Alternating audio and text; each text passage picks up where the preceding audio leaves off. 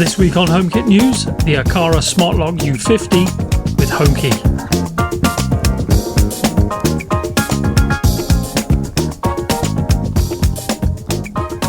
Welcome back everybody. Today's video is not about the Aqara U100, but its smaller brother, the Smart Lock U50.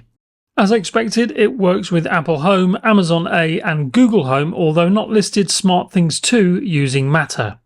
To get the lock into Matter, you would need to connect it to one of the following hubs that are themselves connected to your smart home platform of choice using Matter. As this is a deadbolt lock, it'll work with standard deadbolts, but not latch type locks shown here. Assuming you add this using HomeKit, it will use Apple HomeKey, which is a big plus. If you already have a HomeKey lock, the U50 will work with your existing instance of HomeKey in your Apple Wallet. Let's have a look at what's in the box. So you get the inner and outer sections of the lock itself, along with a drilling guide, a basic manual, some included batteries and a ton of parts to fit the lock to your door. You also get a pair of standard keys, although you'll rarely need them in my opinion.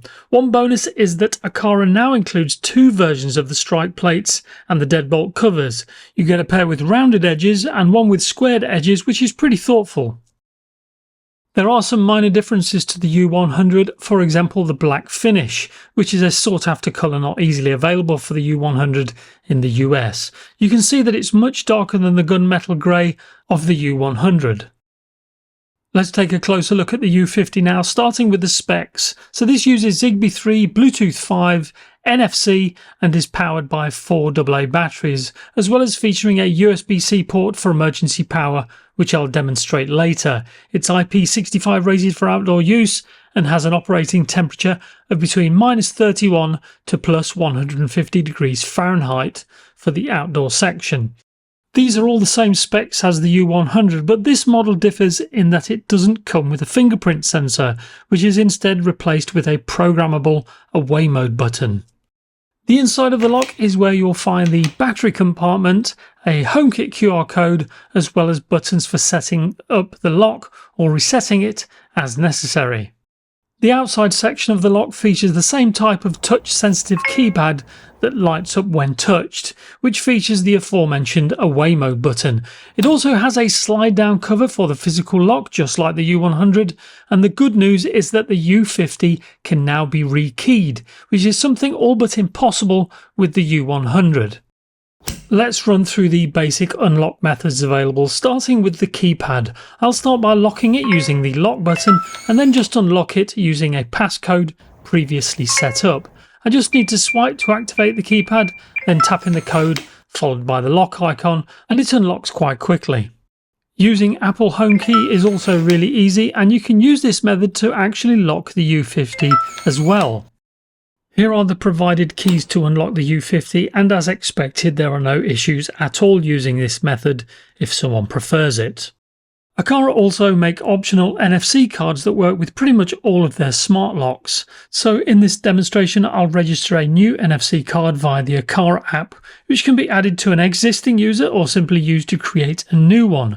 This is done in the user management section, so I'll create a new general user and follow the on-screen instructions, which requires placing the key against the keypad for a second or so and it's added. Pretty easy. Just to make sure that it works, I'll test it here and it's very fast. Unlike HomeKey, NFC cards can't also lock the U50. Moving on to the Aqara app now, and there are an absolute ton of options starting with connection details. It connects directly to your phone or an Apple Home Hub using Bluetooth, but also connects to an Aqara hub for use in automations and scenes. You have door lock logs to show usage events, which seems to store at least 30 days of logs, including alerts too. For user management, you can add one-time use passcodes where a random code is generated, allowing you to then share it as a screenshot or text. Since reviewing the U100, Aqara has also updated its passcode options to now include more granular control for periodic passcodes. Now you can set start and end dates for a code, choose which days of the week it can be used on, as well as specify a period of time within the day it can be used. This is now in line with other manufacturers, so it's a big plus, although not especially related to the U50 of course. Away mode allows the button on the keypad to trigger scenes or automations once pressed, which could be things like setting an alarm mode or simply turning off the lights, all from the keypad. The voice and sounds built into the lock also come with a variety of options, so you can deactivate certain notifications or adjust the volume of sounds, and even change the voice's language from Chinese to English, Spanish or even French. There are too many options to go through in this video, so I won't go through all of them, but one other nice option is to associate the lock with another device. So in this case, I can connect the G4 to it this way, resulting in the live feed appearing within the user interface for the lock itself. Within the Apple Home app, things are a lot more simplified, but aside from the option to include the U50 in scenes and automations with other HomeKit devices, because of the built-in keypad, you have the Manage Access option. This allows you to manage passcodes directly within the Apple Home app, although to be clear, these codes are separate from any you might create in Aqara Home. So I'll add a guest passcode which will automatically create a code for me.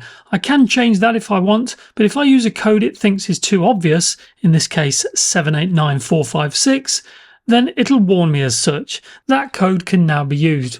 Whilst it's good to have access directly in Apple Home, it is pretty bare bones, with none of the granular control you see in the Aqara app. Like the U100, the U50 has a USB-C port at the bottom for providing emergency power to the lock should the batteries die on you. I've removed the batteries here so the lock is totally dead. Now whilst you can use something like a power pack to provide temporary power, if you have a suitable phone, like the iPhone 15 for example, which has a USB-C port, your own phone can actually provide power to the lock, which saves carrying a power pack with you. After a small delay, you can see the lock has now come to life, allowing me to access the keypad to unlock the door. Finally to the pros and cons, and to be clear, the U50 isn't a replacement for the U100, but more of a budget-friendly option, and at around $150, whilst it's still probably not the cheapest lock around, with all the features it's certainly up there in terms of value for money. Apple HomeKey is a must for many users, and without the fingerprint sensor, it's even more useful. They could have cut HomeKey and kept the sensor, but I think they made the right call here. Being able to rekey the U50 is a big deal, as many were frustrated that they found it almost impossible to do so with the U100, so Aqara seems to have been listening to feedback there. I like the option to associate devices with the lock, especially something like a video doorbell or camera, so that gets my approval, and with the addition of the programmable away mode button, it also makes the lock even more useful for automating things as you leave the home. The only minor quibble would be that I'd like to have seen this with thread, but as it's a budget lock, it's understandable. Of course, it's possible that the Bluetooth chip inside is capable of a thread update, but I'm just speculating at this point. All in all, I'm pretty impressed, and possibly more so than the U100, but let me know what you think and whether this has the features you're looking for in a lock.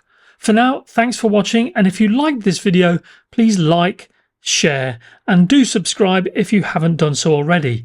Until the next time, stay safe, and I'll quote Mark Twain on this occasion, who once said, "Actions speak louder than words, but not nearly enough."